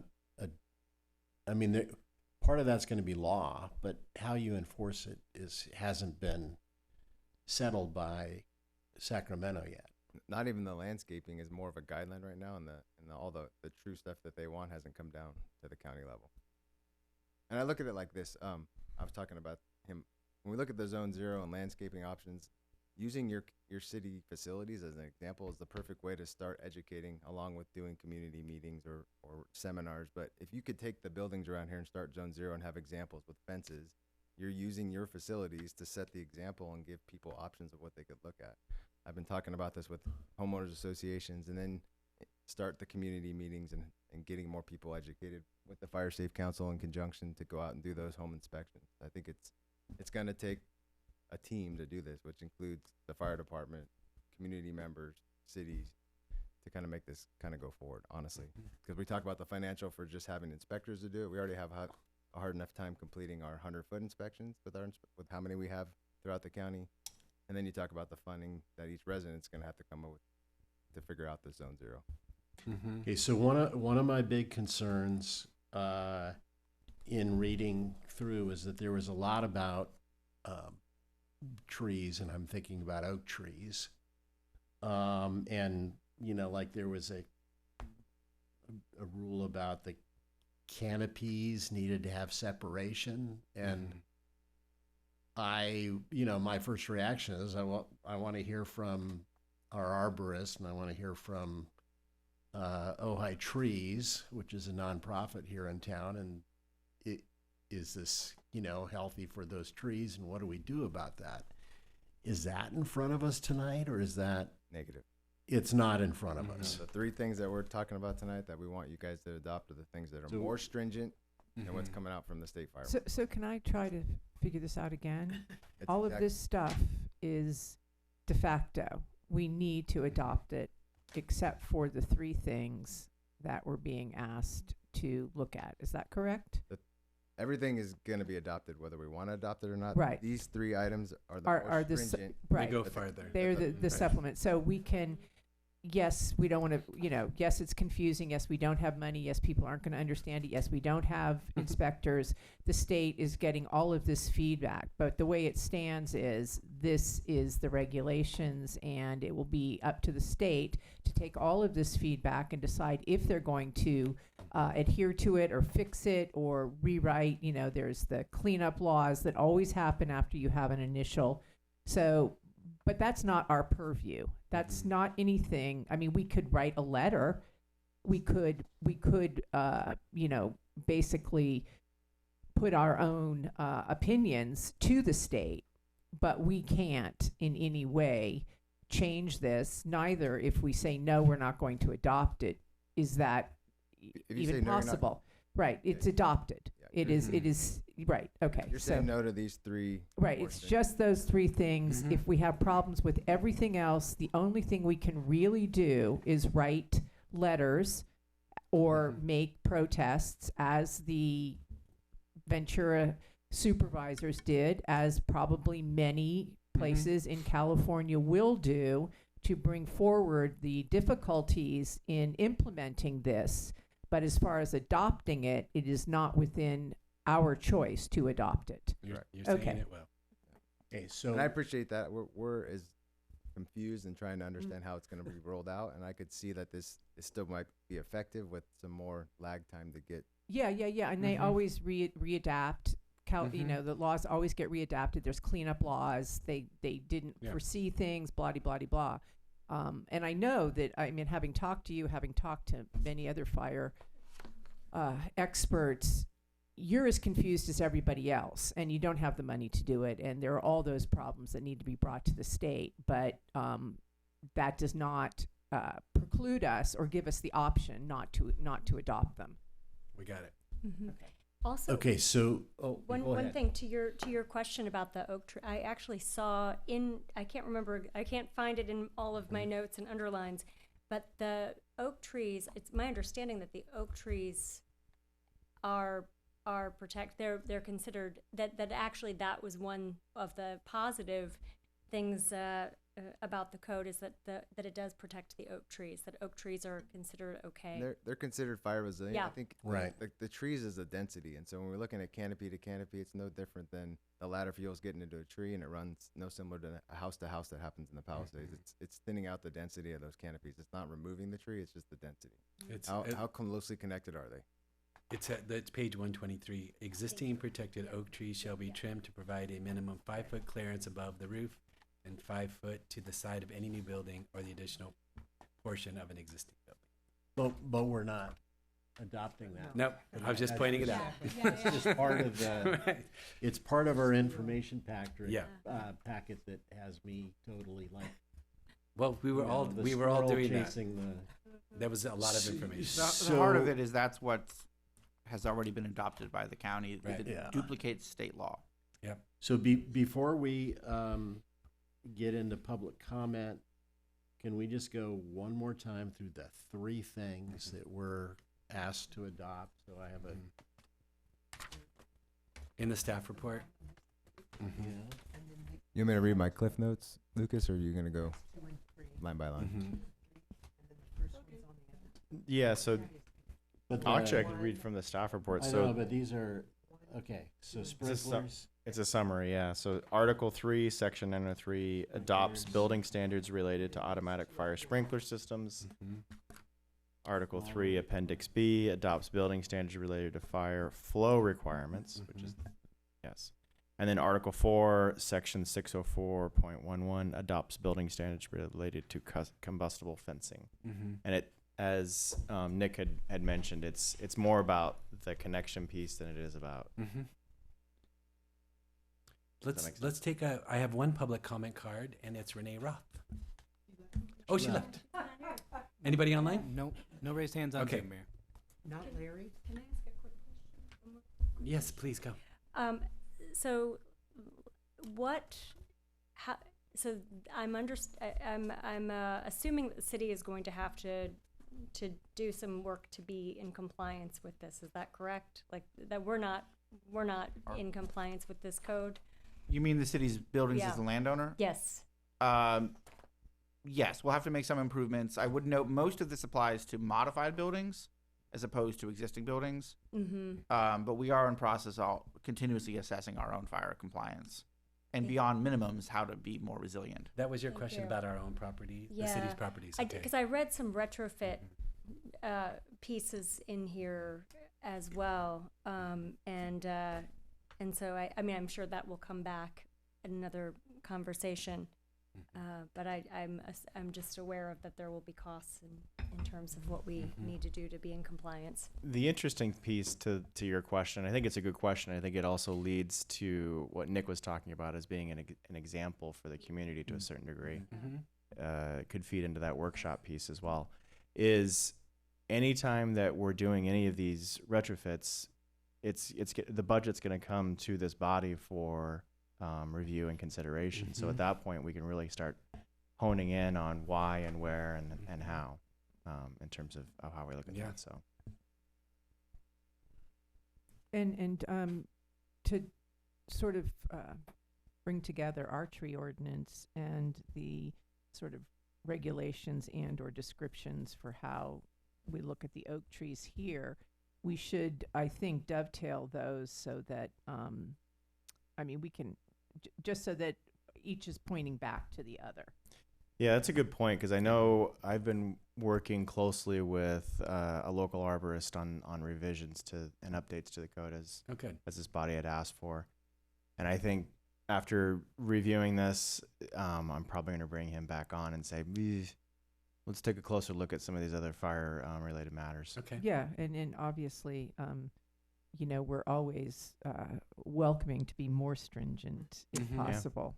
But it's a different kind of thing here because, anyway, it's not exactly you can be more stringent, you know, but you have to be, anyway, thank you. That's all it. Process and standards, that's what we're all about here. Yeah, thank you. And Mayor and Council, I can add to the prior question about fire sprinklers and ADUs, subject to a quick review.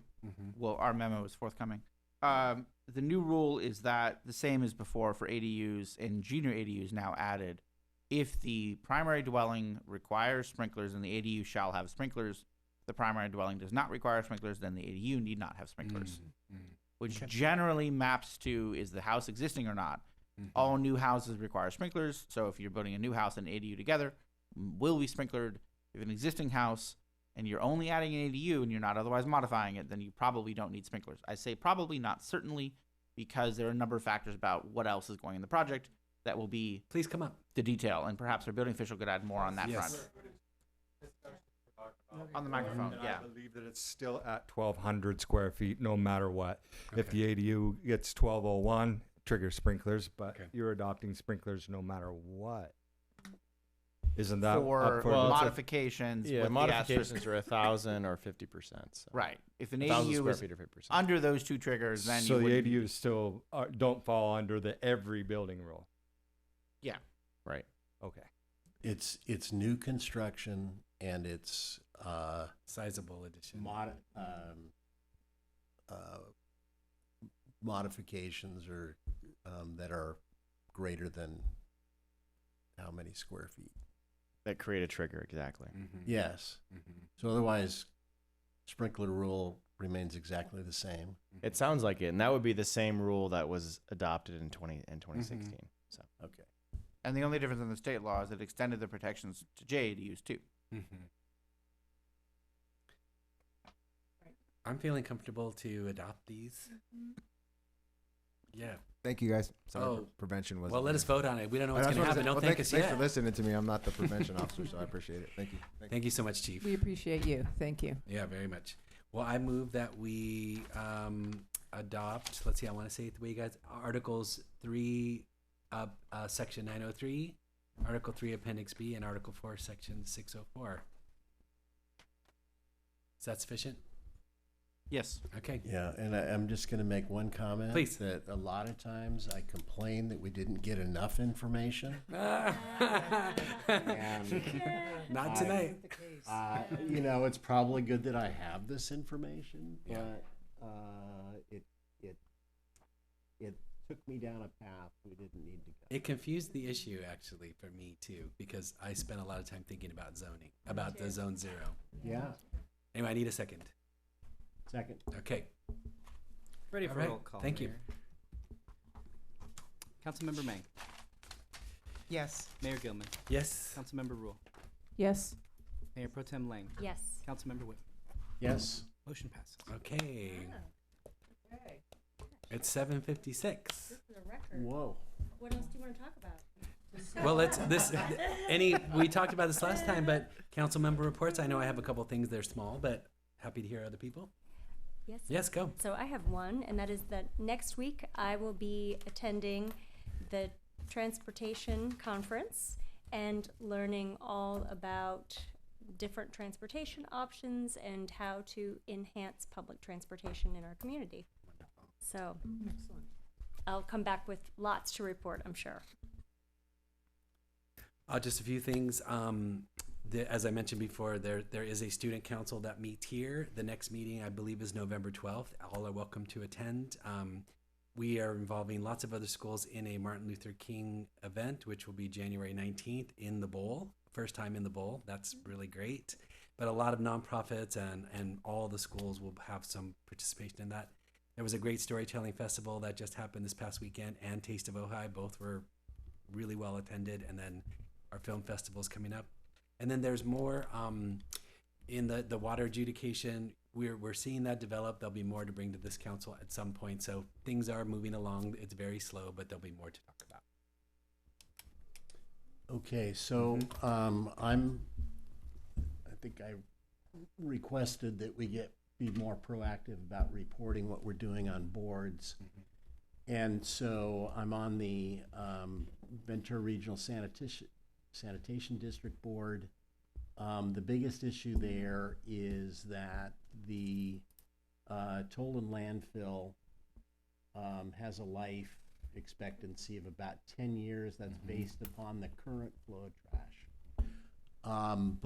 And the state has basically taken a position. They're not permitting new landfill. So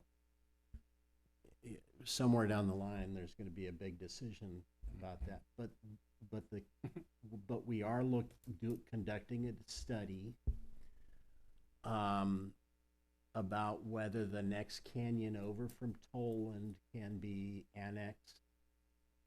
There's all kinds of environmental stuff that goes into that assessment. But if it's successful, if it meets criteria, it's potentially 30 more years above and beyond the 10.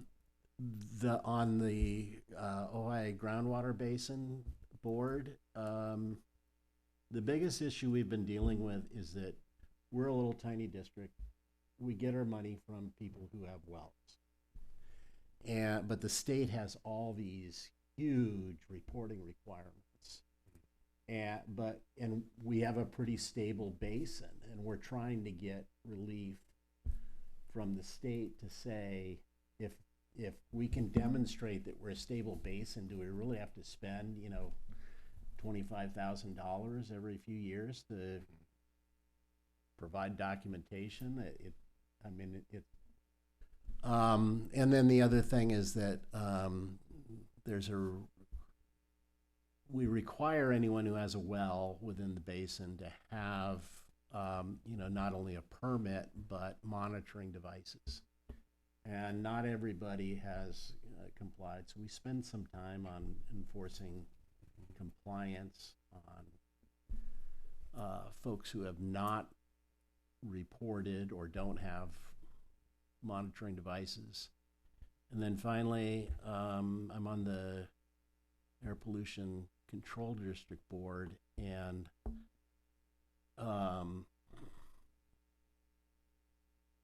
we spend a lot of time, updating codes and all that kind of stuff. But the really cool thing we do is we have money available to us where we're providing grants to different places where they're going from diesel fuel machinery to either greatly improved air quality or going to electric. That, like, for instance, electric tugs in Wainimi Harbor. And lots of farm equipment is being upgraded. That's great. Thank you. Anything else? Wonderful. And then future agenda items. Anyone? We have a long list, of course. I know that we spoke, Leslie and I are an ad hoc with the HPC, and they were told that they were going to be the budget for their new, their report. Remember, they were saying that was going to be on the agenda, and we looked through, so I don't know where that. Right, the HPC. Their new right. report. The windshield survey. The structures of. Right. So No, that they were the told survey. that it was going to come or whatever, because they want to get going, because I guess they're just finishing with Ventura now, and they want to be in the queue to get it going. So it was hopeful that it would be for this meeting, but I can assure you that it's going to be for the next meeting. Okay. We're finalizing Yeah, the report. that's what Thank we were you. That's what hoping we for. need. Yeah. Perfect. Thank you. Wonderful. Yeah. Yep. Yeah. Okay. Thank you. All right. Meeting adjourned.